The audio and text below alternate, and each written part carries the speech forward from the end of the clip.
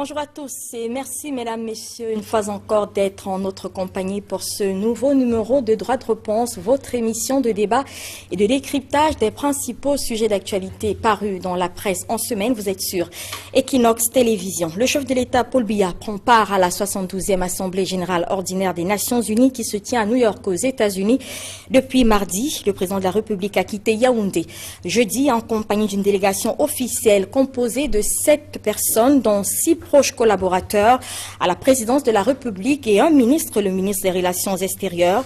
Le président camerounais se rend à cette rencontre dans un contexte marqué par les tensions qui continuent de sévir au Cameroun, des tensions nées donc de cette crise dite anglophone qui traverse les régions du nord-ouest et du sud-ouest depuis bientôt un an, mais également la situation sécuritaire toujours préoccupante à l'extrême nord du pays, la situation sécuritaire à l'extrême nord du pays avec les affres de Boko Haram. Boko Haram continue donc de sévir dans cette partie du Cameroun. Au moins 150 personnes tuées depuis avril dernier, selon les derniers chiffres d'Amnesty International. Le chef de l'État doit prendre la parole à la tribune des Nations Unies le 22 septembre prochain. Alors, que peut-on attendre de cette allocution? Ce voyage à l'ONU revêt-il un grand enjeu comme semblent penser les observateurs de la scène internationale? Le président Paul Biya a-t-il des arguments pour expliquer sans se condamner la situation dans son pays aujourd'hui à la communauté internationale? Nous parlerons de tout cela dans cette édition de Droit de réponse. Et justement, de ce pays, parlons-en. Dans la presse cette semaine, on pense également sentir l'arrivée imminente d'un remaniement ministériel. Des tractations seraient en cours pour se faire à la présidence de la République. Alors si oui, pourquoi un nouveau gouvernement à ce jour? Quelle peut être l'opportunité aujourd'hui de réaménager le gouvernement en place?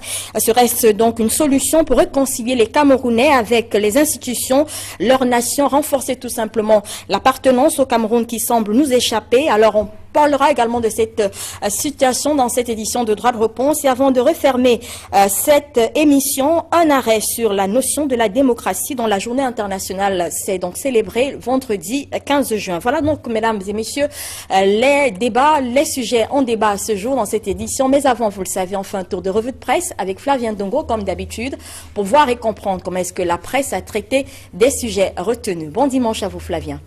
Bon dimanche Albertine et bienvenue à tous les panélistes. Alors on fait cette revue de presse avec ce round-up carrément de l'actualité ce dimanche. On reviendra sur ce voyage du président à l'ONU pour la 72e Assemblée générale. Bien sûr, ce remaniement ministériel que semble sentir la presse cette semaine. On parlera également de la démocratie et un mot peut-être sur nos martyrs avant de refermer. Bien entendu, et puisque vous parlez de la 72e Assemblée générale qui se déroule donc aux Nations Unies à New York, la presse a titré que Paul Biya était en route. C'était une presse en fin de semaine qui s'achève.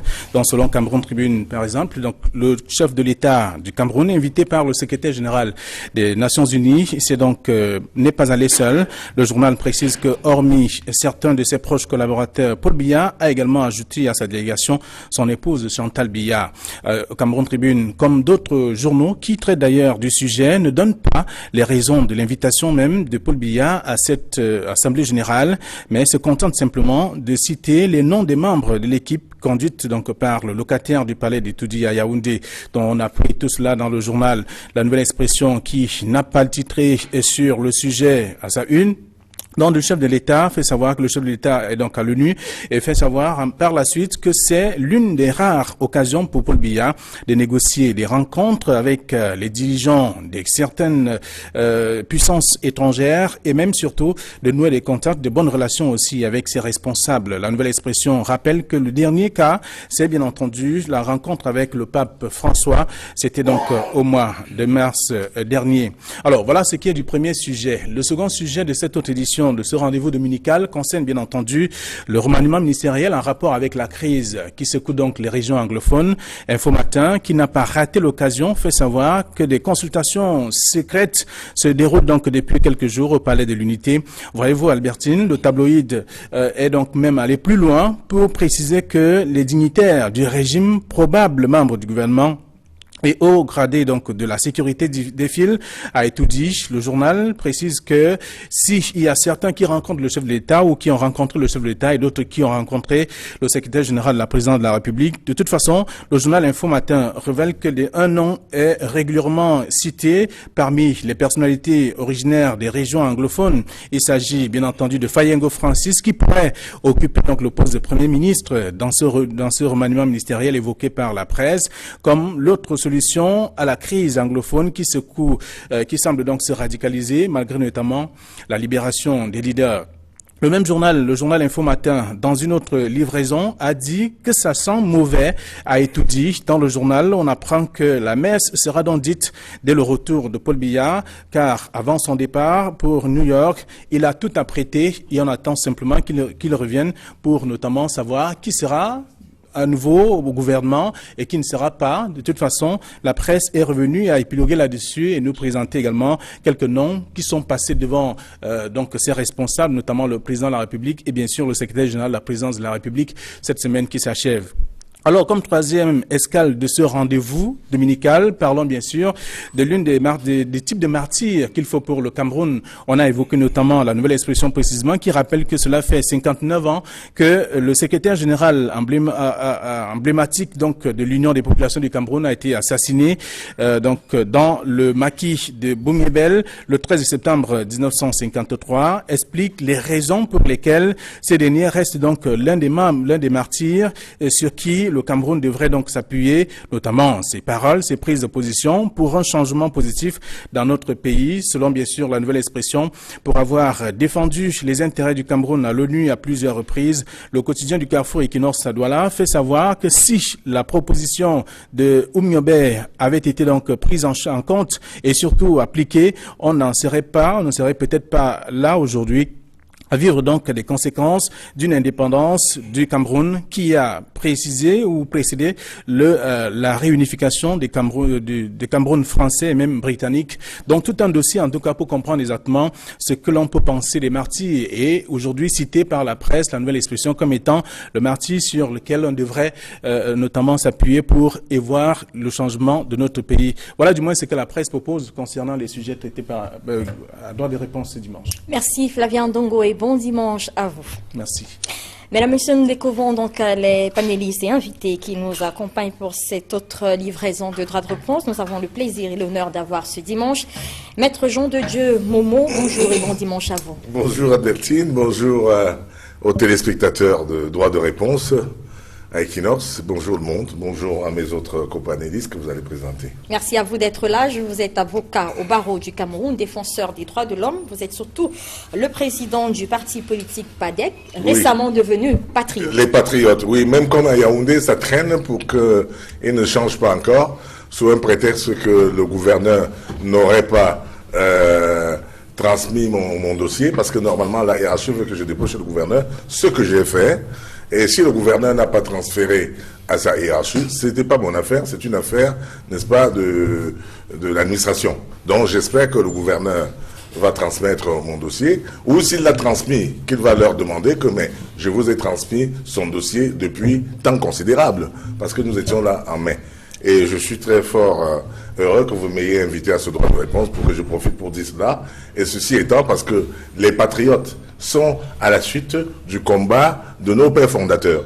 Parce que lorsqu'on parle des martyrs, on parle des martyrs des patriotes. On ne parle pas des martyrs de ceux qui les ont assassinés. Très bien. Merci d'être là. Professeur Charlemagne Messanga Nyamzing, bon dimanche à vous et merci d'être sur ce plateau. Bon dimanche à vous et à tous vos invités, ici co-panélistes, et surtout merci pour cette invitation citoyenne. Au moment où effectivement les Camerounais pensent que on peut avoir encore des hommes et des femmes qui analysent la situation sociopolitique pour eux à l'effet de rebooster leur morale. Parce qu'en réalité, vous verrez que le président Paul Biya a confié certaines responsabilités à des compatriotes, mais il faut le dire aujourd'hui, beaucoup l'ont trahi, ils ne sont pas à la hauteur. Merci d'être là. Vous êtes universitaire, enseignant à l'IRIC, chef département de l'intégration et de la coopération, et vous êtes surtout membre du comité central du RDPC. C'est cela. Merci. Merci. Alain Djipou, bonjour et bon dimanche à vous. Bonjour, bon dimanche Albertine, et c'est toujours avec beaucoup de plaisir que je réponds positivement à votre invitation. Je voudrais dire un chaleureux bonjour à tous vos téléspectateurs et singulièrement les aficionados de ce programme dominical. Merci à Alain Djipou, grand reporter en service au quotidien Le Messager, bien sûr, journaliste. Edmond Kamga, bienvenue à vous et bon dimanche. Bon dimanche Albertine, je salue tous les copanélistes, je salue tous les téléspectateurs et je salue surtout ceux qui se battent pour la liberté et la démocratie au Cameroun, parce que cette semaine a été marquée par deux dates majeures. Le 13 septembre, qui est l'anniversaire, n'est-ce pas, la commémoration de l'assassinat de Ruben Omiobé. Il y a eu des événements, on le sait, à Ezeka et un peu partout dans les partis nationalistes et UPCistes. Il y a également eu la date du 15 septembre, qui est la Journée internationale de la démocratie, ce qui me permet de saluer tous les démocrates au Cameroun et partout à travers le monde. Et nous commencerons justement par cette démocratie dans cette édition de Droit de Réponse. Le temps pour moi de rappeler que vous êtes journaliste et que vous êtes consultant pour cette émission. Vous êtes chef politique, chef service politique et politique internationale au quotidien La Nouvelle Expression. Tout à fait. Je le disais donc tout à l'heure, le chef de l'État Paul Biya est à New York où il prend part à la 72e Assemblée générale ordinaire des Nations Unies. Le chef de l'État se rend à cette rencontre dans un contexte particulier, contexte marqué par les tensions encore perceptibles dans les régions du nord-ouest et du sud-ouest, mais également la situation sécuritaire toujours précaire à l'extrême nord du pays avec les attaques terroristes de Boko Haram qui continuent de sévir. Mais avant cela, je propose que l'on s'arrête justement sur cette journée importante que vous venez de citer, cette journée du 15 septembre, journée mondiale de la démocratie, occasion de réexaminer donc l'état de la démocratie dans le monde, mais surtout au Cameroun. Et à ce sujet, justement, La Nouvelle Expression a fait tout un dossier vendredi consacré à cette journée. Edmond Kamga, tableau bien sombre que La Nouvelle Expression a donc fait à cet effet, dressé à cet effet, prise d'otage du calendrier électoral. On a parlé du Conseil supérieur de la magistrature dépendant, des photos du chef de l'État dans les tribunaux. Alors, si l'on s'arrête à ce dossier de La Nouvelle Expression, est-ce que l'on peut penser aujourd'hui que la démocratie est un vain au Cameroun? La Nouvelle Expression a fait ce que j'appellerais un miroir, n'est-ce pas, de la société camerounaise en matière de réalité ou d'absence de réalité des libertés et de la démocratie au Cameroun. Nous observons qu'un certain nombre de pas, n'est-ce pas, ont été franchis, beaucoup de choses ont été faites, mais il reste encore, comme pour dire que beaucoup de choses restent à être encore réalisées. En fait, le gros problème, c'est que dans ce pays et aujourd'hui, en considérant le dossier que La Nouvelle Expression, n'est-ce pas, a publié, on voit bien qu'il y a beaucoup de boulot d'étranglement. Autant officiellement, les gouvernants se prévalent, n'est-ce pas, de ce que le Cameroun est en voie de démocratisation et en train de poser petit à petit les pas qui vont nous amener à être un État démocratique, autant on se rend compte qu'il y a des obstacles qui sont suffisamment entretenus par les autorités administratives sur le terrain pour empêcher l'expression libre des partis politiques et des organisations de la société civile. Ce sont ces éléments-là, ces cas de figure qu'on a pu lister autant sur la pratique de la démocratie que sur la manière dont les autorités annoncent et font respecter la règle de droit. Parce que la démocratie va également avec la règle de droit. Or, ici, dans notre pays, on se rend compte que très souvent la règle de droit est violée, est foulée aux pieds, et ce qui n'est pas de nature à favoriser, n'est-ce pas, le fair play qui doit présider dans la pratique de la démocratie. Alain Djipou, le Cameroun, un pays démocratique ou pas, tout simplement? Je crois que c'est une grosse préoccupation. Et pour répondre franchement à votre interrogation, il faut se situer sur une double perspective. D'abord, faire une analyse qui tienne compte des acquis qui ont été consolidés des avancées, c'est ça que j'appelle acquis, et ensuite des comportements qui sont de nature à remettre en question la construction d'une dynamique démocratique au pays. Donc pour le premier palier, je voudrais quand même noter que effectivement, au lendemain des années de Brest 90, où nos héros, nos valeureux héros ont combattu de leur vie pour que la liberté soit une réalité au Cameroun, il y a eu des lois qui ont été effectivement votées pour que cette liberté, pour que la société ait accès à l'information, pour que la société soit libre de s'exprimer, surtout de façon responsable. Et donc, après ces avancées, après ces acquis qui ont été chèrement consolidés, on a observé comme des actes attentatoires aux bonnes mœurs démocratiques. Edmond Kambi a avancé dans son analyse tout à l'heure, quelques grandes lignes. Je voudrais insister sur les actes perpétrés, on va le dire comme ça, par certaines autorités administratives qui remettent en question la liberté d'expression. La liberté d'expression étant, si vous voulez, ce que le sang est à l'organe humain, c'est-à-dire ça fait partie de l'ADN même de la démocratie. Et du moment où les hommes, les citoyens, la société civile, l'Église, les associations ne sont plus autorisés, ne sont plus à même d'organiser des manifestations publiques sur la place publique, il y a de sérieuses inquiétudes que nous devrions avoir. Vous savez très bien que on est entouré d'éminents hommes politiques. En dehors de quelques exceptions près, tous les meetings politiques du RDPC n'ont jamais été suspendus, n'ont jamais fait l'objet d'une quelconque interdiction.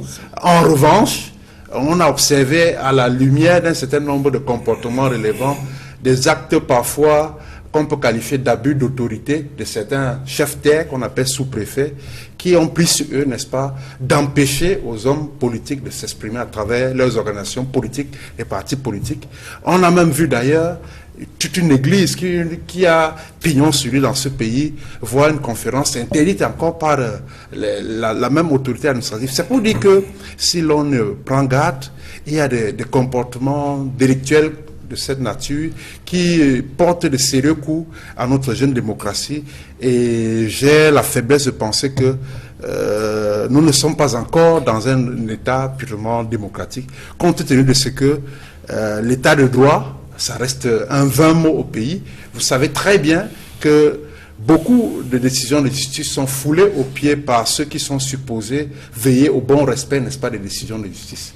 Et les droits de l'homme, il y a un militant à ma gauche, il va vous en dire un peu plus. Les droits de l'homme sont bafoués au quotidien, les droits des détenus, les droits à l'éducation. Vous voyez, on en parle, on est au lendemain de la rentrée scolaire, il y a encore des enfants qui sont pas inscrits, il y a des enfants, à cause d'un certain nombre d'entraves, justement, qui empêchent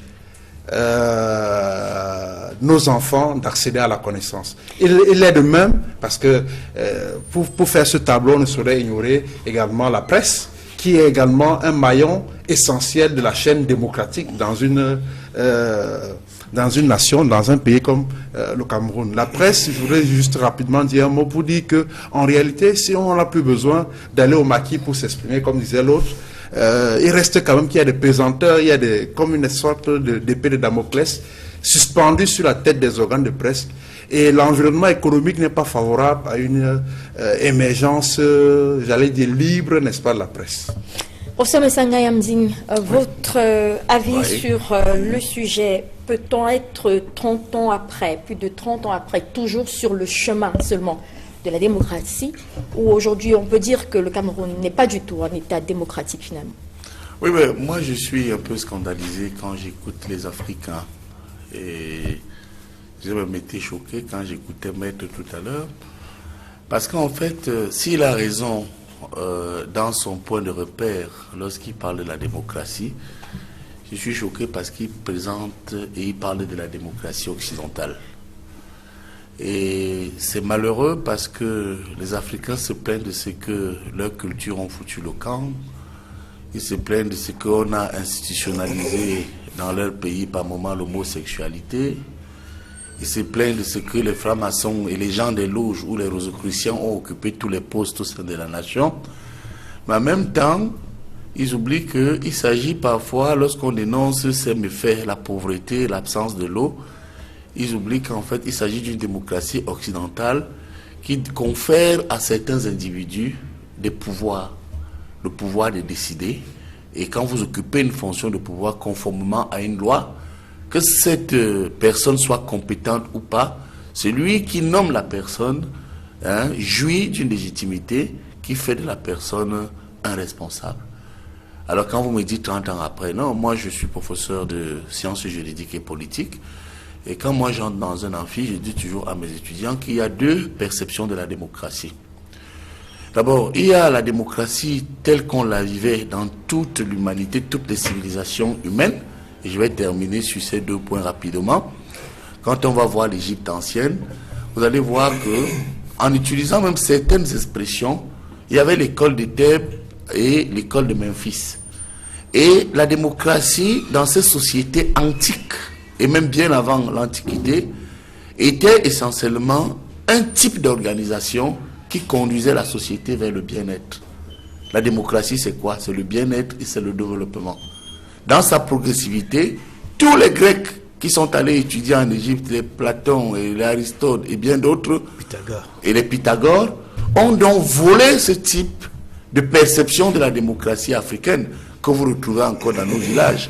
Prenez les sociétés bamileke, vous allez voir que l'organisation politique de la société bamileke produit le développement. Chaque nom, la tagne, la magne, le soufo lui-même, qui est l'ami du chef, a un statut. Vous allez chez les nordistes, le poulakou. Vous allez chez les Bétis, le zomlo. Donc vous voyez que la faillite de l'État africain postcolonial, c'est ce que nous venons d'entendre ici. Parce que les Africains ont oublié qu'en avant, si on restait dans notre coutume et dans notre tradition africaine démocratique, ils allaient comprendre que la démocratie, c'est le bien-être, c'est le partage, c'est la générosité. Lorsque vous l'avez dit, professeur, vous voulez dire qu'on est un peu perdu avec cette démocratie qu'on a importée. Qu'est-ce que vous voulez dire exactement? Alors, ce que je vais donc dire, c'est que malheureusement, nous vivons au temps de l'Occident. On a connu l'esclavage, on a connu la colonisation. Donc, et le type de démocratie que Maître d'ailleurs brillamment ici c'était pas Maître, c'était Alain Djipou, le journaliste. Oui, Alain Djipou. Pardonnez-moi, excusez-moi. Je vous en prie, la proximité. Oui, alors, merci. Géographique. Bon, alors, ce qui m'a gêné, c'est qu'il nous a donc décrit la démocratie occidentale, qu'on explique parfois à ceux qu'on forme, et on leur dit ceci. Demos, il faut le rappeler, c'est peuple. Kratos, c'est pouvoir. Mais quand vous faites un lien avec la démocratie africaine et universelle, vous vous rendez compte que c'est le pouvoir quand même qu'on donne au peuple. Or, cette démocratie aussi, qui est mal définie, je voudrais terminer rapidement là-dessus, repose sur 2 piliers. Le premier pilier, c'est le vote, la liberté, dont le pouvoir a donné au peuple à choisir librement et à s'exprimer librement. Mais le deuxième pan de cette démocratie occidentale, il faut aussi le dire, même si les gens, c'est la condition de vie du peuple. Or, si vous faites une synthèse entre la démocratie africaine et cette démocratie, vous verrez qu'en réalité, un peuple qui vit mal, qui est vilipendé, qui est mal gouverné, qui est tenu par des diaboliques, des sectaires, un peuple où on ne valorise plus la compétence, effectivement, ce peuple n'a plus de pouvoir de s'exprimer, pouvoir de faire développer l'État. C'est pourquoi, effectivement, parlant du Cameroun, je suis là-dessus, il faut reconnaître que notre école et notre université déjà posent un problème démocratique. C'est pourquoi je dis nous tendons vers la démocratie. Je ne peux pas me permettre ici de dire que la démocratie au Cameroun est parfaite. Maître Jean-Dédieu Momo. Je suis heureux de pouvoir rejoindre le professeur Niamdi dans ses conclusions et dans son développement. Je croyais qu'il pensait que je puisse être contraire à cela. Je m'excuse. Je suis en parfaite symbiose avec ce qu'il dit. D'autant plus que je vais plus loin. Pour dire que nous avons hérité d'un système colonial qui n'est pas le nôtre. Le système colonial qui a érigé notre pays en État a laissé, n'est-ce pas, au pouvoir la droite française. C'est la droite du général de Gaulle qui a mis au pouvoir des gens qui étaient supposés faire son prolongement. c'est-à-dire le prolongement de la tutelle. Et ils ont été au pouvoir contre les nationalistes UPCistes qui revendiquaient la réunification et l'indépendance. Donc contre le peuple camerounais qui revendiquait son impérium, nous avons perdu la bataille de 1960, mais nous nous comportons aujourd'hui comme si nous avions perdu la guerre. C'est-à-dire que la bataille de nos pères fondateurs n'a pas été reprise par les partis de gauche. Parce que les partis de droite, et donc l'UC, l'UNC, le RDPC, qui sont des partis issus de la droite française, ont installé le système de la démocratie française ici. C'est exactement la même chose que vous pouvez décliner en droite et en gauche. Et donc, de ce point de vue, interroger l'Africain que je suis sur l'avancée de la démocratie, je dis que c'est une démocratie émasculée parce que est complètement transmis ici. C'est même en réalité une dictature sous la forme d'une démocratie. Pourquoi? Parce que le statut, la constitution qui a présidé à l'indépendance du Cameroun est la constitution non pas de la 5e République comme j'ai appris à l'université, mais la constitution de la 4e République française. Puisque le général de Gaulle venait d'instituer la constitution de 58, qui est la constitution de la 5e République. Il n'a pas pu transmettre ça au Cameroun en 1960. C'est la 4e, les constitutionnalistes français qui ont présidé à la mise de la fondation de notre pays, ont fait la fondation de la 4e République qui, elle, était rejetée par la France, qui, elle, a été neutralisée même pas par la Révolution française.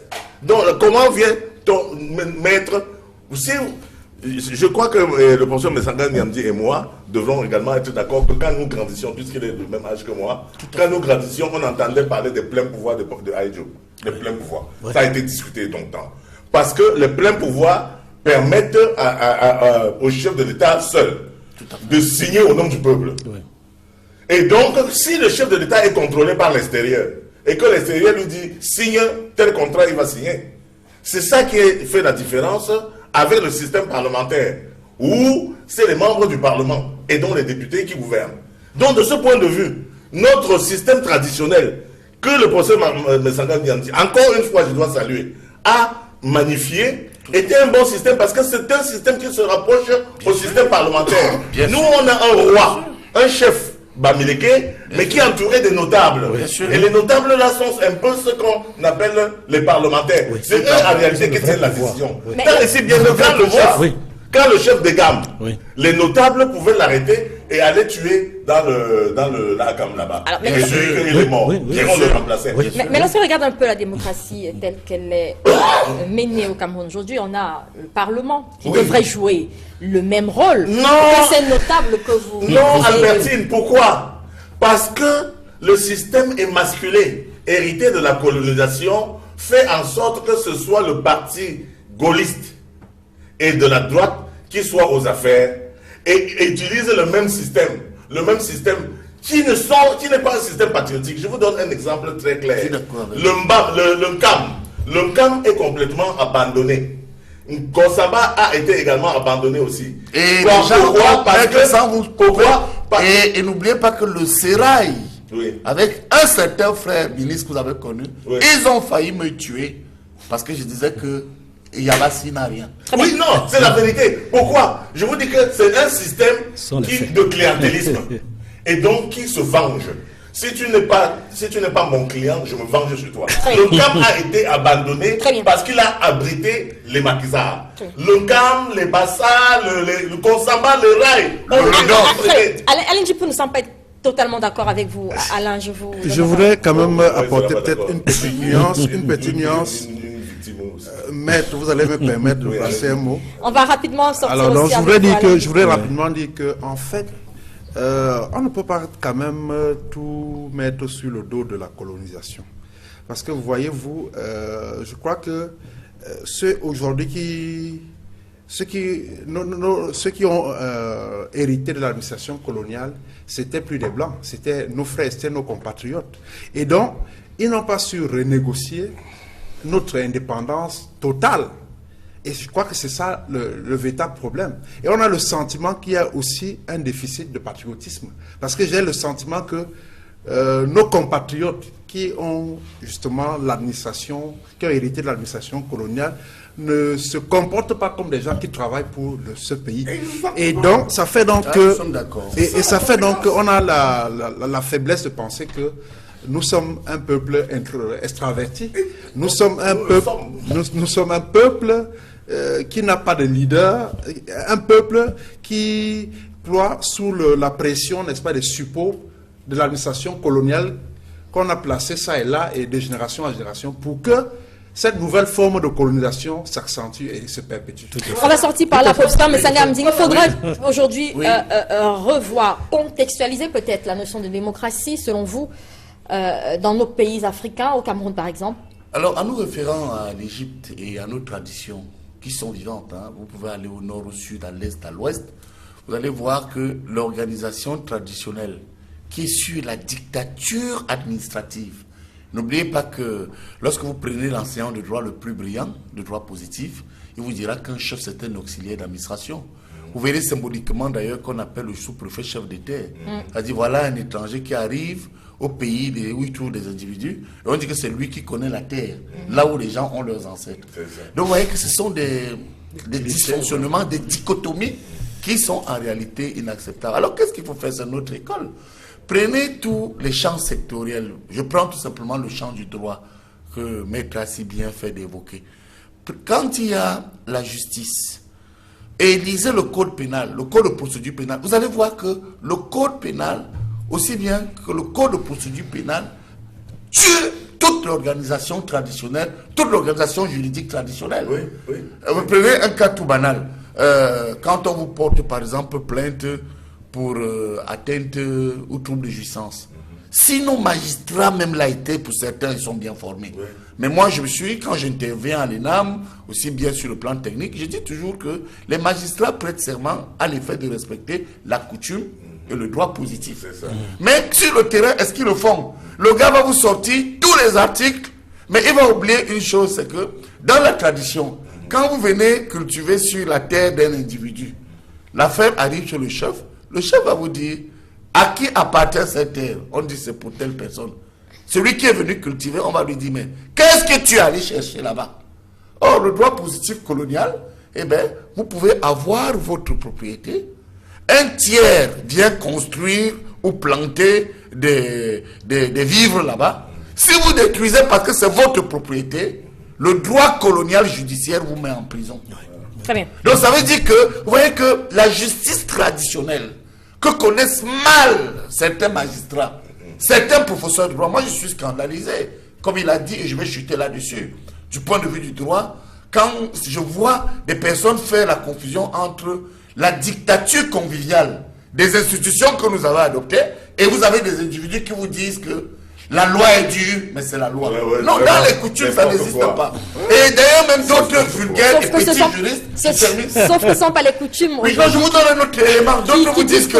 C'est la loi qui est appliquée dans le... Vous arrivez dans un village, quelqu'un vous dit... Quelqu'un vient vous dire, nul n'est censé ignorer la loi. Est-ce que c'est vrai? C'est faux dans les traditions. Lui-même, il connaît la loi. La loi, c'est l'initiation.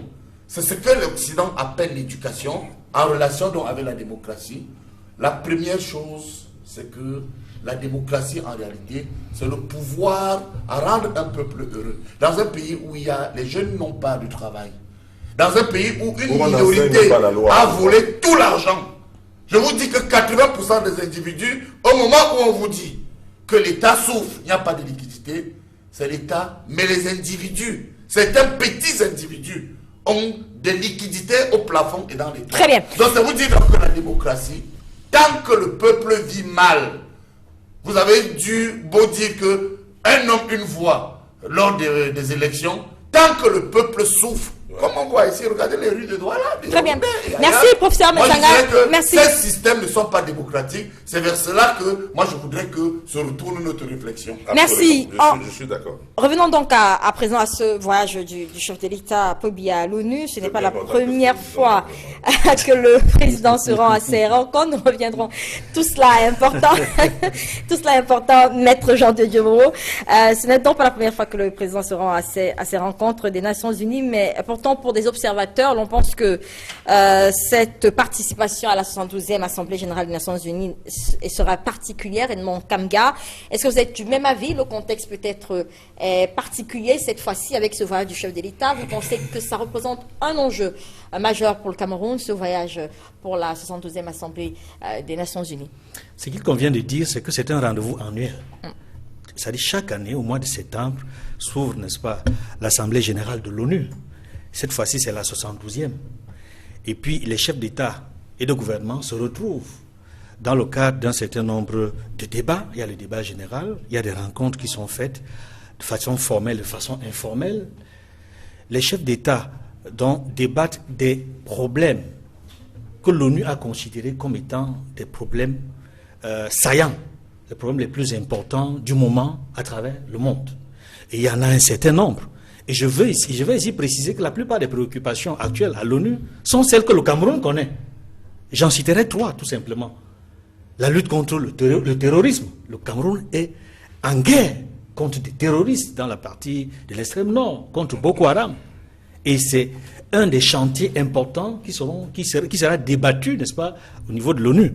Il y a la question des réfugiés et des migrants. Le Cameroun accueille des centaines de milliers de réfugiés qui nous viennent des crises liées au terrorisme dans la partie de la frontière avec le Nigeria et l'instabilité en Centrafrique.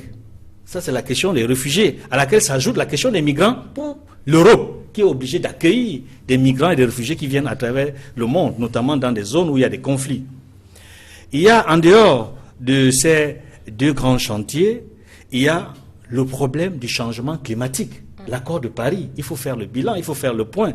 Il faut amener les États, et Antonio Guterres, le secrétaire général de l'ONU, a régulièrement convié les États à prendre part, à être partie prenante, n'est-ce pas, de cet accord-là, pour qu'il y ait, n'est-ce pas, cette diminution de l'effet de serre. Qui est pas aujourd'hui. Quels sont les pays aujourd'hui, quand on regarde les chaînes internationales, les plus touchés par les inondations, par la sécheresse, par le feu, les incendies? Ce n'est pas forcément l'Afrique. Ce sont les pays occidentaux. Les États-Unis, on voit tout ce qui se passe là-bas. C'est vrai, Sierra Leone, on a vu des situations très embarrassantes, les éboulements de terrain, mais nous-mêmes, on a connu ça dans la région du Sud-Ouest. C'est pour vous dire que le Cameroun est personnellement et particulièrement concerné par tout ce qui se passe à travers le monde aujourd'hui. Maintenant, le voyage du chef de l'État, je disais que c'était un rendez-vous annuel. Il a été invité par le secrétaire général de l'ONU. C'est un rendez-vous annuel, je l'ai dit, tous les chefs d'État sont invités, sont conviés. Ils doivent y prendre part, parce que leur présence est importante pour faire avancer les questions majeures qui concernent le monde entier, mais également l'Afrique et le monde. Et en termes d'attente pour le Cameroun, n'oublions pas qu'une délégation du Conseil de sécurité de l'ONU est arrivée au cours de l'année ici au Cameroun, a été à Yaoundé, a fait un tour dans la partie de l'extrême nord, a avoué le fait que le Conseil de sécurité aurait dû donner un coup de main au Cameroun dans sa guerre contre Boko Haram. A avoué un certain nombre de manquements par rapport même aux réfugiés. L'ONU a reconnu qu'elle n'aidait pas suffisamment le Cameroun. Donc c'est des occasions comme ça qui vont permettre au chef de l'État, sur le terrain là-bas à New York, n'est-ce pas, en rencontrant ses homologues sur le plan international, mais également les responsables de l'ONU, de faire en sorte que un certain nombre de choses puissent être concrétisées. Très bien. Alors, Alain Djipou, certes, la situation sécuritaire précaire dans la région de l'extrême nord, il y a également cette affaire de réfugiés, mais il y a ce problème anglophone qui semble cristalliser aujourd'hui toutes les attentions. Et ce sera la première fois que le président Paul Biya peut-être en parlera devant ses pairs à l'ONU. Est-ce que vous pensez aujourd'hui que c'est un président qui a des arguments pour parler de cette... expliquer cette crise aux Nations Unies. Il faut noter que le chef de l'État prendra la parole le 22 septembre prochain. Il faut noter que Antonio Guterres a félicité le chef de l'État, il a félicité le Cameroun d'ailleurs avec la libération des 5 anciens détenus de la crise anglophone. Il faut noter tout ce qu'on a eu comme dernier développement dans cette crise et ces activistes qui ont saisi d'ailleurs la Grande-Bretagne. Est-ce qu'on peut dire aujourd'hui que le président de la République, c'est un président qui a les arguments pour parler de cette crise-là, qui certainement ne pourra pas être éludée dans son discours du 22 septembre prochain? Moi, je ne voudrais pas lire dans une boule de cristal, mais moi, je voudrais quand même ne pas être d'accord avec mon ami Edmond sur cet optimisme en ce qui concerne les attentes qu'on peut espérer, n'est-ce pas, avec la participation du chef de l'État à ce sommet, à cette Assemblée générale de l'ONU. Pour la simple raison que vraiment il ne faut pas se leurrer. Hein. C'est un voyage d'agrément, c'est un voyage, c'est la villégiature à la limite. Il ne faut pas s'attendre à ce que, après son discours de jeudi prochain, que l'ordre mondial soit changé, qu'il y ait des bouleversements sur l'échiquier planétaire parce que M. Biya a pris la parole devant ses pairs à l'ONU. Non, même pas au Cameroun. Non, vraiment, je crois qu'il faut savoir raison garder, il faut savoir toute proportion garder, il vaut mieux ne pas s'emballer dans un certain optimisme béat, il ne faut pas s'attendre à grand chose de ce côté-là. Donc, mais en revanche, ce serait peut-être l'occasion de poser véritablement le problème que nos compatriotes anglophones essayent de soumettre sur la table, à savoir la sécession, tantôt le fédéralisme, la forme de l'État que devrait prendre le Cameroun. Encore que l'ONU doit être interpellée parce que c'est un problème dont les racines sont coloniales et donc il y a une part de responsabilité de l'ONU dans la crise anglophone, c'est-à-dire que c'est l'ONU qui a décidé, moi je ne sais pas si mes souvenirs sont exacts, du sort du Cameroun lorsqu'il fallait, au lendemain de la Deuxième Guerre mondiale, lorsqu'il fallait décider, n'est-ce pas, des possessions allemandes. Voilà. Il fallait donc décider qui, soit l'Angleterre, soit la France, qui devrait diriger, administrer le mandat, le Cameroun. Et donc, c'est cette part de responsabilité-là qui incombe aujourd'hui à l'ONU. S'il y a donc une crise anglophone, ça veut dire que l'ONU est comptable de ce qui nous arrive aujourd'hui également. Et donc, de ce point de vue, peut-être des échanges que Edmond Kambi a appelés informels peuvent permettre de faire un certain lobbying sur des propositions concrètes de voies de sortie de cette crise que le gouvernement et son chef ont mis sur pied pour pouvoir résoudre durablement cette crise. Finalement, donc, ça servira à quelque chose, ce voyage? Non, parce que les solutions, on les connaît. Très bien. On les connaît. Professeur Msanga Mding, sur ce voyage-là, cette participation du chef de l'État à la 72e Assemblée de l'ONU, vous voyez-vous aussi des grands enjeux, par exemple pour la crise anglophone, avec le discours qui sera dit le 22 septembre prochain? Non, moi, je suis souvent étonné lorsque j'écoute Alain. Je ne savais pas que ce type de personne existait encore. C'est-à-dire capable, sur un plateau à Mon Dieu Vision, dire que un chef d'État va en voyage, en villégiature aux Nations Unies. C'est quand même scandaleux. Mais c'est bien aussi de voir jusqu'à quel point les Africains traitent eux-mêmes leurs gouvernants. Même si je reconnais que il y a un ras-le-bol qui fait qu'aujourd'hui, c'est aussi une forme d'expression qui tend à démontrer que les gens, les individus sont mécontents. Mais moi, je voudrais rester lucide. Je crois que ce voyage à la 72e session, comme l'a dit Edmond, c'est un rituel international, mais qui permet de sensibiliser ceux qui décident pour ce monde. Parce que n'oubliez pas que l'ONU, en 1945, sa création consacre ce qu'on peut appeler, ce que nous appelons, nous, dans les relations, en matière de relations internationales, la consécration de l'intergouvernementalité universelle. Ça veut dire qu'à un moment donné, l'Occident prend bien conscience qu'ils nous ont fait trop de mal aux Noirs, parce que quand vous visitez l'histoire, entre les Noirs, je parle même de la race noire et l'Occident, la relation a été très dure. 14e, 20e siècle, c'était l'esclavage. 6 siècles. Et après l'esclavage, les Occidentaux, dont les Blancs, n'ont pas cru bon voir les Africains aussi décider de leur sort. Ils ont découvert la machine et ils ont substitué l'esclavage à la colonisation avec le fameux traité de Berlin qui a duré de novembre 1884 à février 1885 où c'était encore une forme d'esclavage. Voyant qu'ils se sont battus entre eux avec le nazi, le fascisme, ils sont même passés par la Société des Nations où les Africains étaient encore sous domination. Ils ont estimé effectivement, avec une vieille résolution que les juristes internationalistes appellent la résolution 15-14-15 de 1960, vous voyez maître.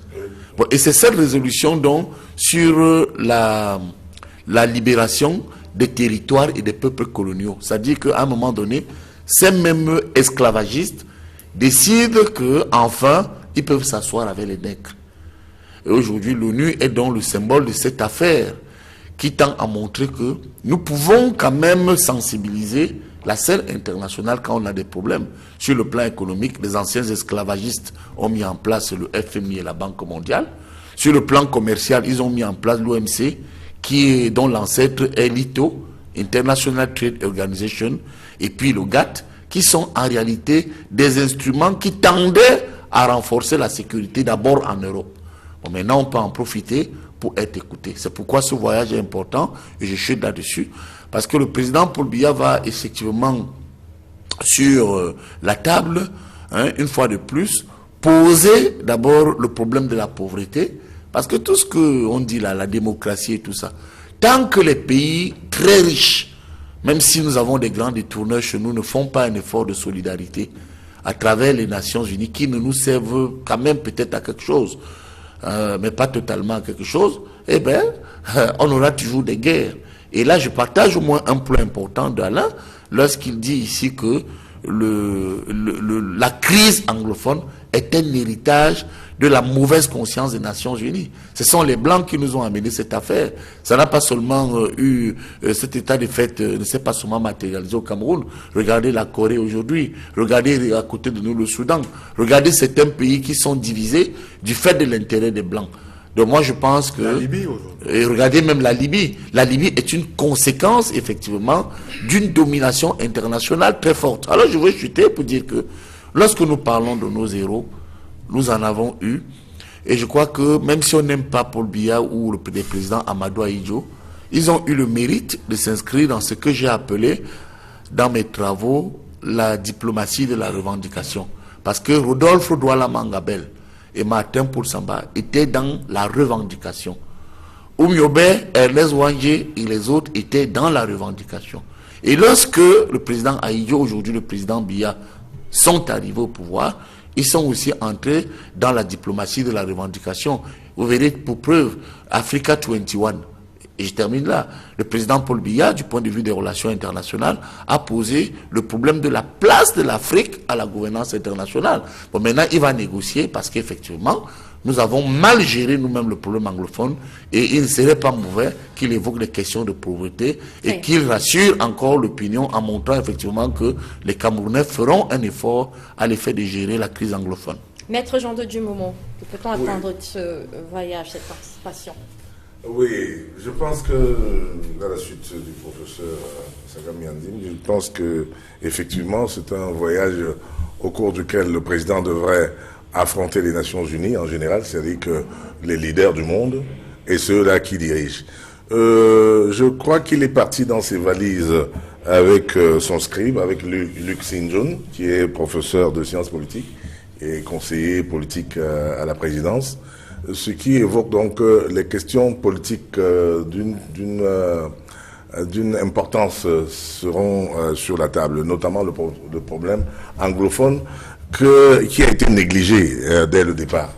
Je crois que ce problème prend de l'ampleur, une véritable ampleur qui risque de conduire à la sécession. Et je crois que les Nations Unies seraient le lieu où le président va effectivement prendre conscience de ce que ce problème a traversé les frontières. Parce que nous sommes à la veille de la proclamation de l'indépendance du Southern Cameroun. Le 1er octobre, ils ont annoncé. Le 1er octobre prochain. Et donc, c'est un problème que nos gens de Yaoundé semblent traiter avec une légèreté qui m'a frappé. J'ai vu le ministre de la Justice à Bruxelles, vraiment traiter ça avec la main gauche d'une manière qui m'a sérieusement interloqué. Et donc, si les gens ne peuvent pas comprendre que cette question fondamentale est une question qui est liée à l'ensemble du Cameroun. Parce qu'en fait, les francophones auraient dû se mettre avec les anglophones pour revendiquer la question de la gouvernance en général. Est-ce qu'il s'agit de questions de gouvernance? Oui, il y a ça. Il y a absolument cette question de gouvernance. Fondamentalement, c'est parce que les manchots qui ont commencé, ils revendiquaient les routes, l'eau potable. On appelle ça Coffin Revolution. C'est vrai. Il a pris un cercueil, il a dit que enterrez-moi ici, une fois. Bon, il est en prison. On ne l'a pas libéré. Oui. On a libéré plutôt les autres qui sont venus après. Alors qu'il doit être libéré. Très bien. Puisqu'il revendiquait quelque chose qui est fondamental et qui nous concerne. Et c'est là où je vais, pardon, ne me coupez pas vite la parole parce que je vais chuter là-bas pour dire que je suis avec le professeur Messandé. Pourquoi? Parce que, oui, nos chefs d'État semblent également dans la revendication, à la suite de leur Bobia, semblent dans la revendication comme les Oumniobé, mais pas avec la même virulence, avec son tempérament. Pourquoi? Parce que il revendique la place de l'Afrique et non du Cameroun. Mais je prends un mot quand il dit que au moins la Chine ne nous prend pas tout, pour indiquer qu'il y a certains partenaires qui nous prennent tout. Donc, s'il n'est pas capable de résister à ces partenaires qui nous prennent tout par la force, ça veut dire qu'il a une négociation par la diplomatie qui n'est pas porteur. Je ne peux pas le comparer avec les Oumniobé. Je dis simplement qu'il essaie de les copier, de revendiquer. Mais comme les autres, Aïdjo également, essayaient de revendiquer. Mais quand même, nos pères fondateurs étaient prêts à donner leur vie. Ce qui est différent avec ceux qui sont au pouvoir. Parce que, il n'y a pas que les Martin Paul Samba, etc. Dans le sud, vous avez les Osanda Afana, qui est un grand économiste, qui est le professeur, non? Professeur d'économie, qui enseignait dans les facultés, mais qui s'est retrouvé dans le maquis et qui a été abattu dans le maquis.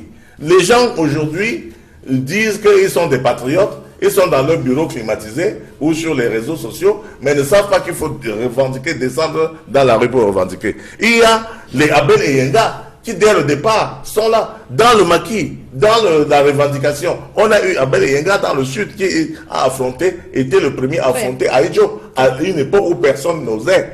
On a eu des gens comme les Wungli Masanga qui, comme il n'est pas mort, on ne le sanctifie pas. L'Endé Toumaza. Alors, et tout ça. Donc il n'y a pas eu que les... Je vous en prie, restons un peu sur ce sujet de la crise anglophone avec vous, Alain Djipou. Il y a cette correspondance qui a circulé dans les réseaux sociaux et dans la presse a également fait état. Cette correspondance publiée par la Foreign and Commonwealth de la Grande-Bretagne sur cette réaction à une requête d'un groupe sécessionniste qui a interpellé le gouvernement britannique, dans lequel justement ce gouvernement rappelle qu'il reconnaît le référendum de 1961 au cours duquel la partie anglophone s'est unie donc à la partie francophone et a voté dans son rattachement. Est-ce qu'on peut dire que c'est une petite victoire à l'actif du gouvernement aujourd'hui? Cette reconnaissance, le fait que le gouvernement britannique dise aujourd'hui qu'il reconnaît cet attachement de la partie francophone à la partie anglophone du pays, est-ce que c'est une petite victoire dans du côté, disons, de ceux qui ne sont pas pour la sécession? Je ne pense pas que ce serait indiqué de considérer la chose comme une victoire. Moi, je suis de ceux qui pensent qu'il faut qu'on respecte la vérité historique. Les faits sont là, il faut les sacraliser. Qu'est-ce qui est fait, justement? Les faits, justement, c'est qu'à un moment donné, nos compatriotes de l'autre côté du Mungo voulaient effectivement être rattachés au Nigeria. Il a fallu, n'est-ce pas, qu'on organise ce qu'on a appelé un référendum, qui a été peut-être un marché de dupes. Je ne veux pas rentrer dans les détails de l'histoire. Et finalement, on les a plus ou moins contraints à se joindre à la partie occidentale du Cameroun. Donc je voudrais dire quoi? Je voudrais dire que peut-être il faut également mettre en exergue, il faut faire peut-être un lien entre ce que vous évoquiez là et la tentative de l'introduction de la reine d'Angleterre dans la gestion de cette crise aussi, qui n'a pas connu un aboutissement heureux avec cette doléance des sécessionnistes qui a été plutôt rejetée. Pour dire quand même qu'aujourd'hui on ne peut pas se bomber le torse de dire que nos frères anglophones sont en train d'être suivis par des leaders mondiaux et qu'ils ont gain de cause, on peut donc commencer à jubiler du côté de Bamenda et de Boya. Non, non. C'est pour dire simplement que, en fait, nos frères font feu de tout bois pour faire entendre raison à qui de droit. Ils multiplient des stratagèmes, ils multiplient des possibilités de rencontres en haut lieu avec des personnes les plus influentes de la planète pour pouvoir faire entendre raison, pour pouvoir expliquer leurs problèmes, pour pouvoir exprimer leur mal-être, parce qu'ils ont le sentiment qu'ils ne sont pas suffisamment suivis ici au pays. On ne les écoute pas beaucoup. Encore qu'il n'y a jamais eu ce cadre d'échange, de dialogue, de concertation qu'ils revendiquent pour que, effectivement, on essaye d'aborder toutes les questions liées à cette crise-là. Mais pour moi, en tant que compatriote, en tant que Camerounais patriote, j'estime qu'on n'a pas besoin d'aller vers une partition du pays. Nous avons besoin de conjuguer nos efforts. Nous avons besoin de batailler pour sauver notre unité. L'unité de Cameroun n'est pas vraiment, de mon point de vue, négociable à ce niveau-là. Professeur Mjangayamding, sur Oui. ce sujet de cette lettre justement du gouvernement britannique qui dit reconnaître ce référendum, quelle est votre réaction? Est-ce que ça peut influer aujourd'hui sur le déroulement de la crise, ou alors la crise, les tensions dans les régions du nord-est et du sud-ouest? Oui, c'est vrai que il y a ce qu'on appelle les influences extérieures, les groupes de pression peuvent amener les États à conforter leur position ou parfois à revoir leur position. Et ça, je le savais. La Grande-Bretagne a ses problèmes avec l'Irlande. Les Belges ont leurs problèmes entre Wallons et Flamands. Vous avez vu récemment en Espagne, il y a les Catalans qui veulent leur indépendance. Et sur ce plan, la communauté internationale, au sens de communauté d'intérêt, a bien conscience que on ne peut pas jouer avec ce qui est en train de se construire au Cameroun. Pour deux raisons. D'abord, les acteurs décisifs visibles ne sont pas de l'indépendance, ne sont pas visibles. Et puis à côté même du Cameroun, n'oubliez pas qu'il y a aussi le Biafra. Donc on ne peut pas jouer avec cette affaire. Alors maintenant, où se trouve donc le problème? Le problème pour moi est de notre propre responsabilité. Deux acteurs sont responsables de ce qui nous arrive. D'abord les acteurs administratifs de l'État camerounais postcolonial et particulièrement les hommes et les femmes sur qui le président Paul Biya, que je soutiens, a porté leur choix. Ils n'ont rien compris de cette crise. D'abord, quand on dit anglophone, ils vous disent qu'il n'y a pas de problème anglophone. Non. Il y a deux définitions du mot anglophone.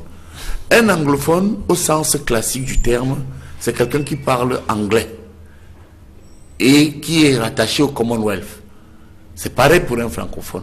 Mais il y a un sens socio-anthropologique de la terminologie d'anglophone.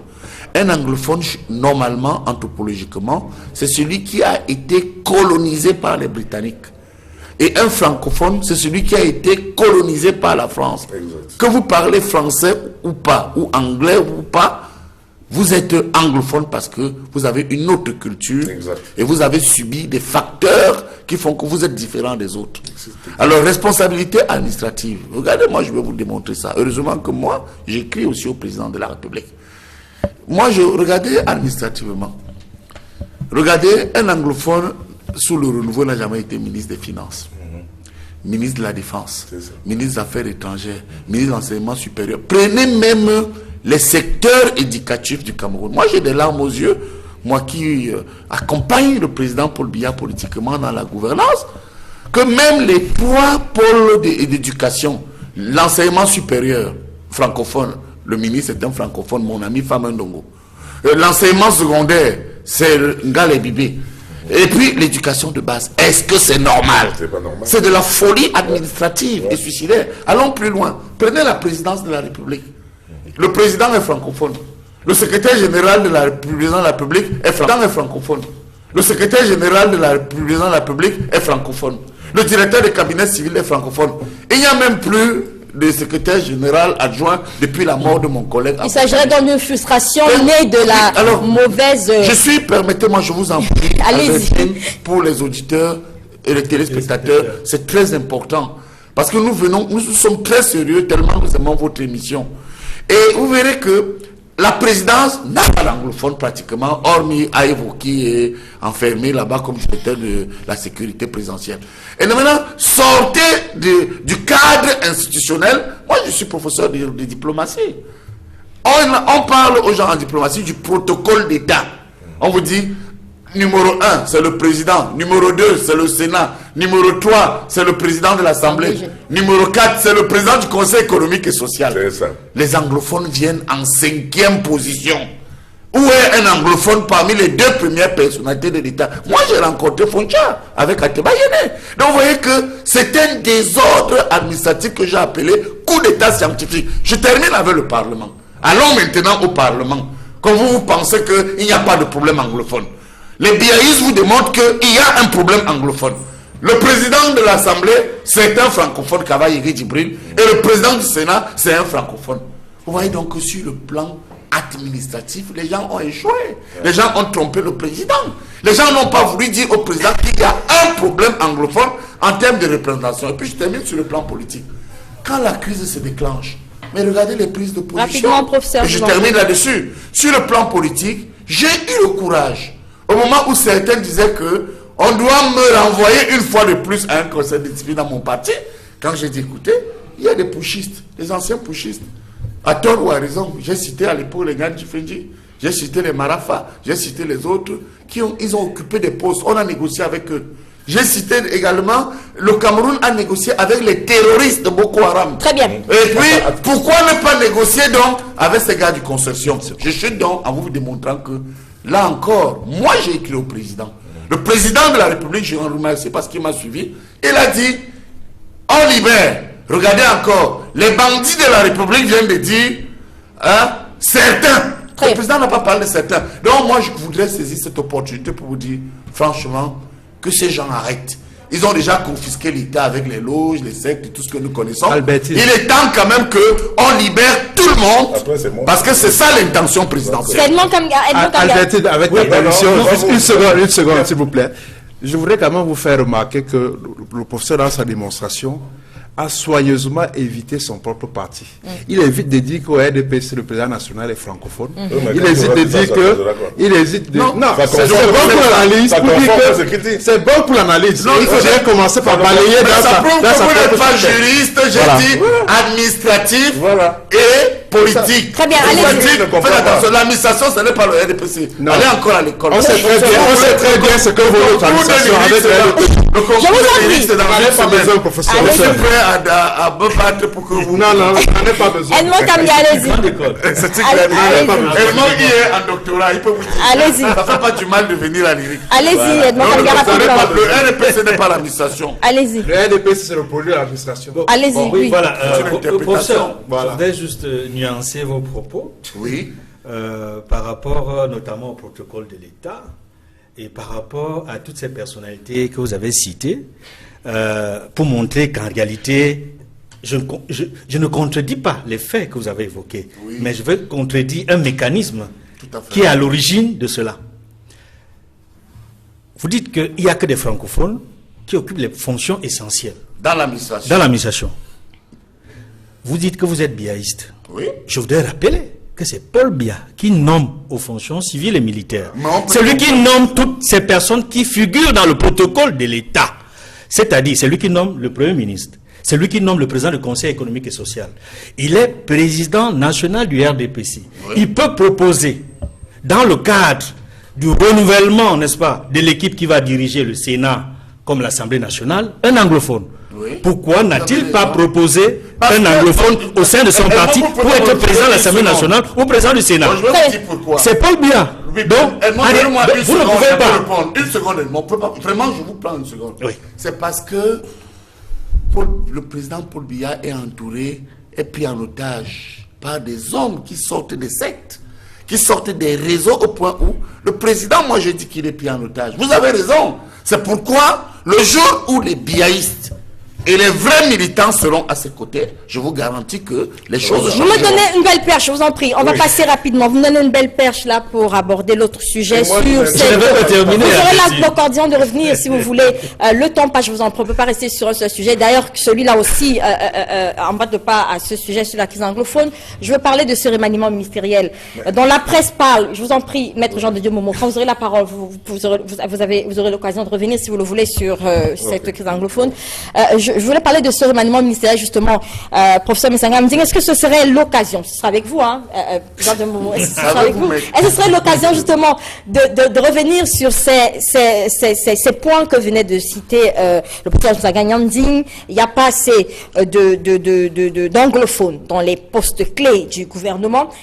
Est-ce le problème? Est-ce qu'un remaniement ministériel tel que l'annonce de la presse dans les prochains jours pourrait permettre de corriger ce qui semble, selon vous, être une erreur de gouvernance? Je sens que, oui, je pensais que vous n'alliez pas me donner la parole pour le problème anglophone, mais je vais quand même m'impliquer là-dedans. Je réponds directement à votre question, que je pense que c'est une occasion pour le président de la République de rectifier les choses. Je crois qu'il a déjà commencé. Il a créé une commission du bilinguisme qui va travailler là-dessus, la multiculturalité, ce qui est déjà une bonne chose. C'est-à-dire qu'il reconnaît qu'il y a un problème anglophone, n'en déplaise à certains francophones qui pensent qu'il n'y a pas de problème. Deuxièmement, il a créé, vous avez déjà le doigt levé comme si vous m'arrêtez là. Donc, deuxièmement, il a demandé qu'on organise le recrutement des magistrats et des greffiers anglophones. Ce qui prouve qu'effectivement, il a réalisé qu'ils avaient été lésés. Et donc, autrefois, sous le fédéralisme, il y avait un président qui était francophone et un vice-président qui était anglophone. À l'Assemblée nationale, c'était pareil, il y avait un président qui était anglophone, etc. Mais depuis un certain temps, ceux que le professeur Messanga Nyanding est en train de dénoncer, les dinosaures qui sont au pouvoir et qui entourent M. Paul Biya, on fait en sorte qu'on ne nomme plus que les bêtis chez eux ou une certaine catégorie de personnes qui leur appartient. Et en fait, c'est que le président ne nomme pas, le président ne connaît pas tout le monde. Il y a des circuits qui se sont créés à la présidence de nomination.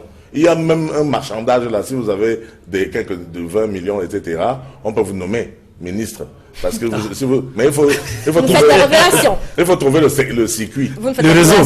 Si vous retrouvez le réseau, vous allez au réseau, vous donnez votre argent et on va mettre votre nom sur la liste. Okay. Donc il y a des gens comme ça. Moi je connais on va parler de certains qui ont acheté comme ça.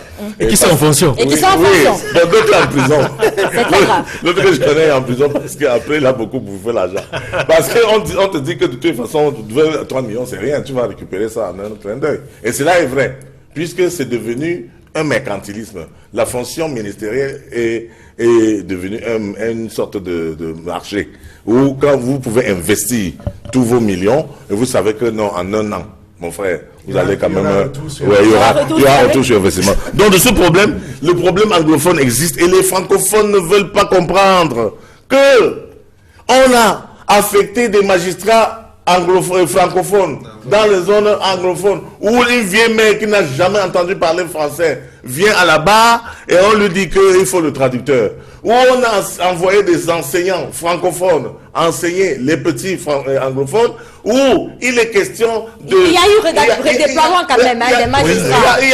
Ne défends pas le résultat. Il y a eu redéploiement, je ne défends pas. Non, des mesures ont été prises. Des mesures ont été prises. Les mesures correctives ont été prises pour montrer qu'il y a effectivement un problème. Alors, les anglophones qui continuent à dire qu'il n'y a pas de problème sont vraiment maladroits et sont de mauvaise foi. Parce que cela ne suffit pas.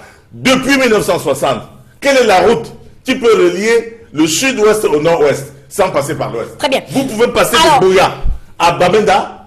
Vous pouvez passer de quelle ville anglophone En réalité, le bas blesse où on est même en train de séparer le sud-ouest du nord-ouest pour mieux régner. Très bien. On demande Alors, que vous êtes Sawa et vous êtes Bamileke. Je vous en Il y a prie. les Anglo-Bamileke et les Anglo-Sawa. Sur la question du remaniement ministériel, Edmond Kamga, c'est pas la première fois, j'aimerais qu'on reste sur ce sujet-là, c'est pas la première fois que la presse en parle, croit sentir des odeurs de remaniement, de réaménagement, si vous voulez.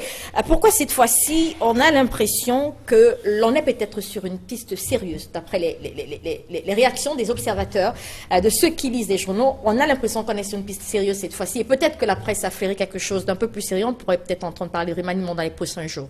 C'est vrai que le remaniement ministériel annoncé par la presse a toujours été un serpent de mer depuis plusieurs mois, voire plusieurs années. Mais cette fois-ci, je crois que les fins limiers, les journalistes d'investigation ont de bonnes raisons de croire que quelque chose est en train de se préparer, notamment en relation avec la crise anglophone. Et vous avez vu, un certain nombre de mesures ont été prises, prescrites par le chef de l'État, ont été appliquées par les ministres de la Justice, des enseignements secondaires, l'enseignement supérieur. Et on attend, parce que l'aboutissement, enfin, la première partie de l'aboutissement, c'est un remaniement ministériel qui permettrait justement de corriger tous les manquements qu'on a évoqués sur ce plateau, des ministères qui n'ont jamais été occupés par des anglophones. En tout cas, certaines indiscrétions nous laissent penser que c'est une possibilité. Mais tant que ce gouvernement-là n'est pas encore sorti, on ne peut pas le dire de façon péremptoire. Il y a autre chose. C'est que dans le passé, c'est quand le chef de l'État se déplace comme actuellement à l'ONU, à New York, puis probablement à Genève, c'est alors qu'un remaniement ministériel était annoncé et puis effectivement il y avait un remaniement ministériel. Est-ce que ce remaniement va sortir en tenant compte des mêmes usages? C'est-à-dire que après le détour de New York et Genève, on va voir le remaniement. Est-ce que ça va se passer ainsi? Ou alors le chef de l'État va rentrer avant d'annoncer son nouveau gouvernement? On ne sait pas encore. Mais toujours est-il que cette fois-ci, il y a eu effectivement des consultations. La presse semble qui ont été supervisés, n'est-ce pas, de très près par le chef de l'État. Et on pense que cette fois-ci, c'est peut-être une bonne information qui va en sortir. Il n'y a pas que la crise anglophone, Alain Djipou, il n'y a que de manière générale, l'on condamne depuis l'inertie presque totale de ce gouvernement. Quelle est l'opportunité de faire un remaniement ministériel aujourd'hui, un réaménagement s'il intervenait à un an, par exemple, d'une échéance électorale comme celle que nous attendons en 2018? Pour moi, le vrai remaniement que les Camerounais attendent, c'est le remaniement de l'exécutif dans son ensemble. C'est-à-dire que... c'est pas un remaniement. Excusez-moi. Je vous en Non, je veux corriger. Pardonnez-moi, permettez que j'avance. Permettez-moi que j'avance. Remaniement. On ne parle pas d'élection. Ne nous faites pas Ne me faites pas dire ce que je ne pense pas. Allez-y. Je dis bien Vous avez la parole. Ce que j'attends du remaniement, c'est que l'exécutif soit complètement balayé. Je parle bien français. Allez-y. Et je dis que pour moi, je n'attends rien de ce gouvernement qui sera réaménagé ou pas. Ce qui est important pour moi, en tant que patriote, en tant que Camerounais, c'est de savoir quelles sont les perspectives pour 2018. Parce que nous savons que c'est une échéance capitale pour nous autres. Parce qu'on devrait, tout ce qu'on a énuméré ici sur le plateau, ça relève de la malgouvernance. Ça voudrait tout simplement dire que le régime a lamentablement échoué. Et il est donc temps de passer à autre chose. Vous n'avez pas encore les résultats de 2018? S'il vous plaît. Je peux vous les donner, là. S'il vous plaît. La CAN se prépare. Peut-être que Maître Momo fait déjà dans le vaudou électoral. Mais je voudrais simplement vous lui dire que pour l'instant, nous n'en sommes pas encore au résultat. Je voudrais dire, pour poursuivre que, effectivement... Non, c'est scientifique, il ne comprend pas. Non, vraiment. D'accord, je vais lui expliquer. Il y a beaucoup de choses qu'il ne comprend pas. Vous allez exhiber vos supputations électoralistes, libre à vous. Ce ne sont pas des supputations, s'il vous plaît. On ne peut pas parler de science. Allez-y. Donc moi, je voudrais simplement dire que... Je voudrais tout simplement dire qu'en l'état actuel, les attentes du peuple camerounais, ce n'est pas de savoir qu'on a touché un X au gouvernement ou pas. C'est de savoir si les actions concrètes sont posées pour que l'avenir de ce pays soit vraiment pris en main par des personnes qui pensent à leur pays et rien qu'à leur pays. 2 secondes, pardon. 2 secondes. C'est vraiment simple. L'élection se gagne par l'inscription sur les listes électorales.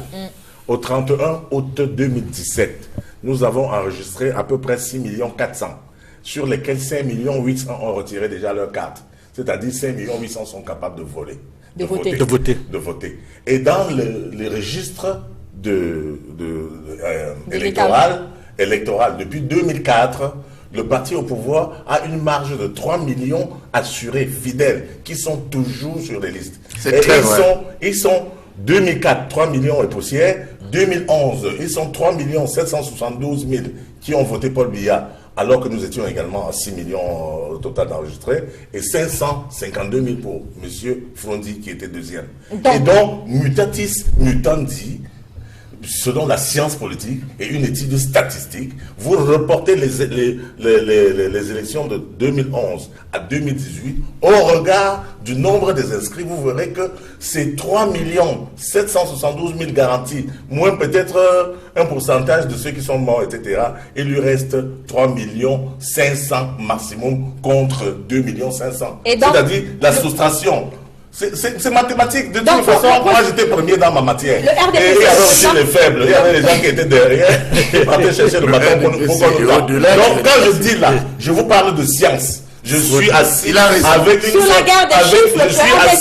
avec une certaine majesté pour en parler. Et donc je ne demande pas. Pas gagnant. Très bien. Et pas gagnant, sauf si vous travaillez maintenant, ceux qui ne sont pas inscrits, ils sont 20 millions. Sur une population de 26 millions, il y a 6 millions qui sont inscrits. Il y a 20 millions d'hommes à peu près qui ne sont pas inscrits. C'est-à-dire 20 millions contestent le système électoral et ne sont pas inscrits, n'ont pas une carte électorale. Et ceux qui sont inscrits, il n'y a que le RDPC qui s'est inscrit. Donc, si vous voulez gagner en 2018, il faut travailler donc sur les 3 700 000 dont dispose le pouvoir. C'est eux qu'il faut diviser en deux. Voilà, la science, c'est ça. Sur la question du remaniement ministériel, on reste avec ce sujet.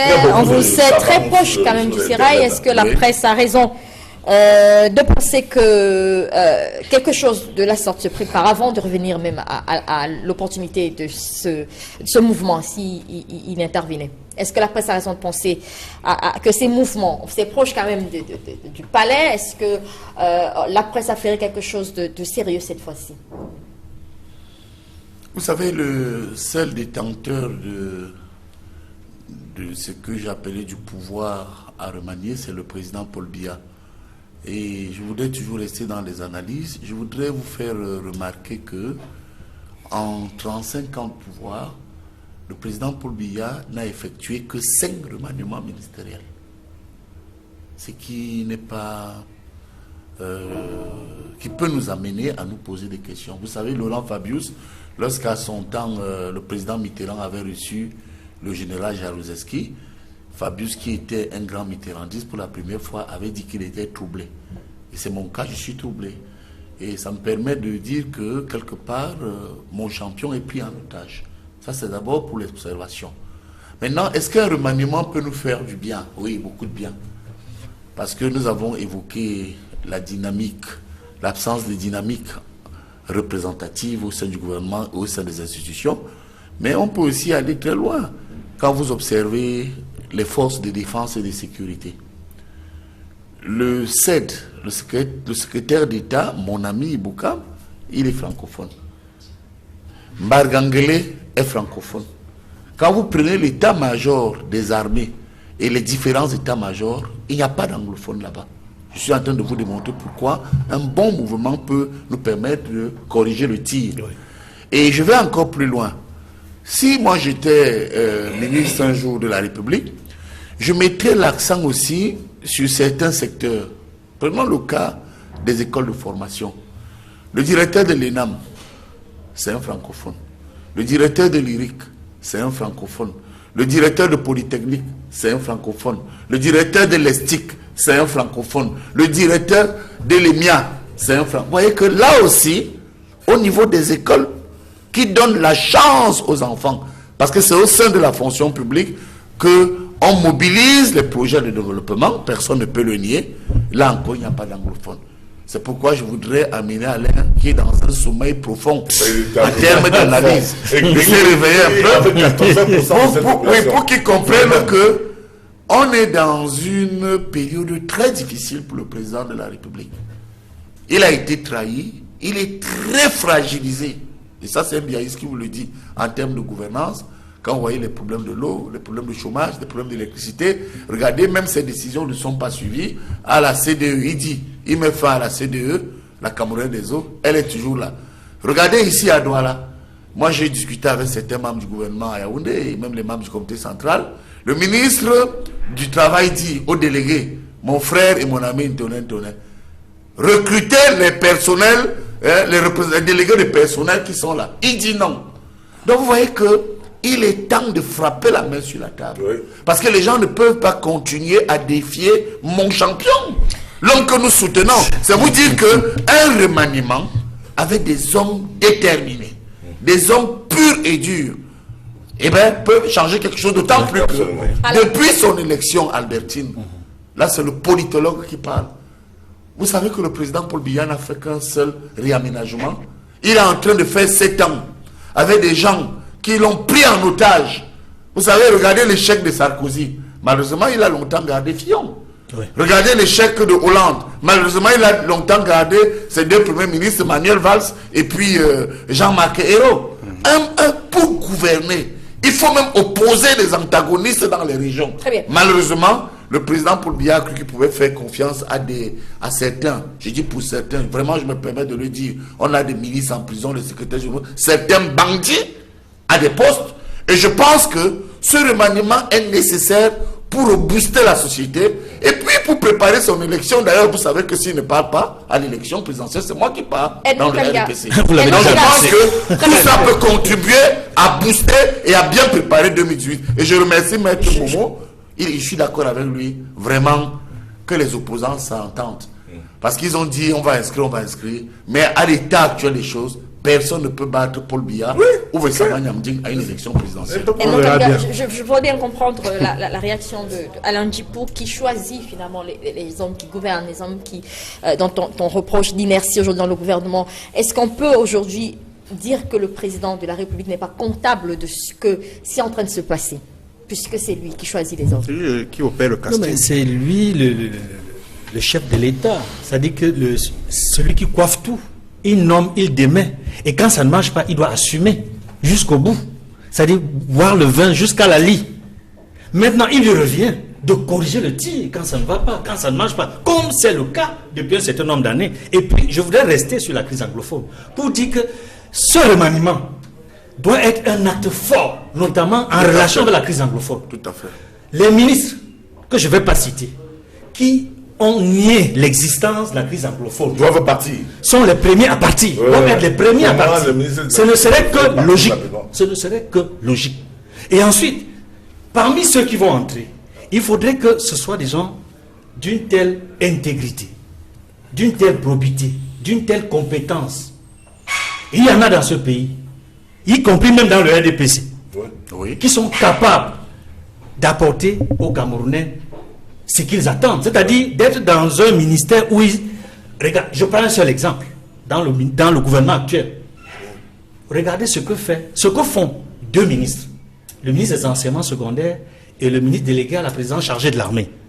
Ils ne sont pas anglophones. Ils ne sont pas anglophones, mais il serait souhaitable que parmi ceux qui vont venir, on voit des actes forts, une certaine dynamique qui soit impulsée par des ministres comme ces 2 que je viens de citer, que je ne connais pas particulièrement, mais qui sont, à mon sens, ceux qui montrent quand même que ça peut bouger là où ça ne marche pas. Il faudrait que des anglophones soient... Et leur part dans ce gouvernement. En étant d'accord avec Edmond Kangia et Mouzaga Nyamdi, je dois quand même ajouter que c'est trop facile de jeter la pierre au chef de l'État pour les nominations. Oui, il doit assumer. Moi, je suis un chef de parti. Et je procède quelquefois à des nominations dans les régions du Cameroun. Et je puis t'assurer que pour que je nomme quelqu'un à Bertois, il faut que mon responsable de là-bas puisse me l'indiquer. Je veux dire qu'il faut que le coordonnateur qui est en place puisse me proposer telle personne. Parce que je dis que voici le profil de ce que je veux. Voici le profil de telle personne que je recherche comme ça. Et c'est eux. Bon, il m'est arrivé également de nommer des gens qui n'ont pas tout à fait répondu à mes attentes. Oui, mais sans vous couper. Mais que vous avez enlevé, j'imagine. Voilà. Donnez-moi une seconde, je vais vous dire aussi. Rapidement, Vous perdez toujours tout mon temps. Oui, c'est Mais ça important, fait mais rien je plus. voudrais quand même avoir votre position et les téléspectateurs là-dessus. Le problème des mutations et des nominations au Cameroun, c'est que les gens sont hypocrites. Ateba Yéné, pas son âme et moi avons publié un livre, Le Cameroun sur la dictature des loges, des sectes et du Magic-Wanal. Est-ce vrai que quand vous prenez l'armée, 70% des personnes promues sont soit francs-maçons, soit dans les loges, soit homosexuels? Quand vous prenez l'université, est-ce vrai que soit 80% des professeurs des universités aujourd'hui sont soit dans les loges, soit homosexuels? Quand vous prenez la magistrature, est-ce vrai que ce même phénomène se reproduit à 80%? Quand vous prenez la médecine, donc écoutez, ce qui me choque moi, c'est que certains prennent les autres pour les fous. Moi j'ai envie de dire que l'échec actuel de la gouvernance sectorielle au Cameroun, ce sont les gens des loges. Ces gens sont responsables de ce qui nous arrive parce qu'on a beau crier, on a beau dire que ça ne va pas, au-delà des étiquettes politiques, ce sont ces gens qui ont nommé leurs frères incompétents partout. Exactement. Et je crois que, prenez même le corps des avocats, et je vous dis beaucoup en nous regardant son maintenant. Alors, je vous dis que quand on parle donc de promotion et des trucs attendus, rien ne changera. S'il n'y a pas une rupture, mais allez au palais. Moi, je vous dis que je suis cette rupture. Prenez les conseillers spéciaux, prenez les conseillers techniques, prenez les attachés, allez au premier ministère. Très bien. Quel est ce hasard qui voudrait que partout où les gens sont promus, soit ils ont des triplets, des pochettes à une tête, deux têtes, 6 têtes, 8 têtes, pyramidales, ils ne se cachent même plus. Très bien. Et qu'on vienne nous dire que les choses peuvent changer ce pôle bien. Non, moi je pense que pour aider le président, il faut mettre en avant deux choses. Un, le militantisme. Et puis, deux, la compétence. Moi, je pense malheureusement, mais professeur. Moi, j'aime je suis d'accord avec tout le monde sait que c'est vrai. Oui, je suis d'accord Dans le avec corps administratif camerounais, ce sont les loges qui commandent. Ce sont ces loges qui sont aujourd'hui les partis. Pour ça, je vous en Voilà. prie. Donc, nous devons échanger cela. Je pense que, oui, je suis d'accord avec vous, professeur, que la déception des peuples, de notre peuple est assez grande. Parce que chaque fois que le président fait ses nominations ministérielles, franchement, dès qu'on lit après, j'oublie. Je ne peux pas vous citer le nom des ministres. Parce que ça ne m'intéresse pas. Le gouvernement ne m'intéresse pas. Il y a longtemps ça suffit. que ça ne m'intéresse plus. Parce que j'ai vu que c'était un groupement des gens qui ne m'intéressent pas. Donc, de ce point de vue, oui. Ce que je voudrais, ce n'est pas le militantisme, mais c'est le patriotisme. Le patriotisme et la compétence. La compétence et le patriotisme doivent revenir sur la scène. Et la prochaine nomination doit tenir compte de ce patriotisme-là et de la compétence. C'est-à-dire, est-ce qu'on aime le Cameroun ou pas? Mais avant Alain Dupont, il y a 80% de peuple qui est analphabète politiquement, qui ne comprend rien et qui prend même la corde pour se pendre sans savoir qu'il est en train d'utiliser. Et Alain Dupont incarne une partie ici. Je suis désolé, je ne me reconnais pas dans votre cliché là. Mais moi, je voulais simplement dire que la question fondamentale, c'est comment faire donc, puisque ça saute aux yeux de tout le monde, qu'on est sous l'emprise des loges. On est sous la dictature, pour reprendre l'expression du professeur. Comment faire pour en sortir? Je crois que c'est ça la question qui doit nous préoccuper. Voilà. Maintenant, non, moi j'ai mes analyses qui sont... Donc, moi je voudrais simplement dire que au-delà des faits, des rappels des faits, d'énumérer un certain nombre de pans, des activités de la nation qui sont qu'est-ce qu'il faut faire, c'est ça le débat aujourd'hui. Donc je pense qu'il faut d'abord commencer par nettoyer les écuries d'Ojas afin que on ne mette plus de nouveaux vins dans les vieilles outres. Merci. Ça, c'est bien. C'est la fin de cette édition de Droit de Réponse. Merci à vous, cher monsieur, d'être venu, professeur Messangamdi. Maître Jean de Dieu Momo, merci à vous, Alain Djipou et Edmond Kamga. Très bon dimanche à tous et à vous, chers téléspectateurs. Bon dimanche.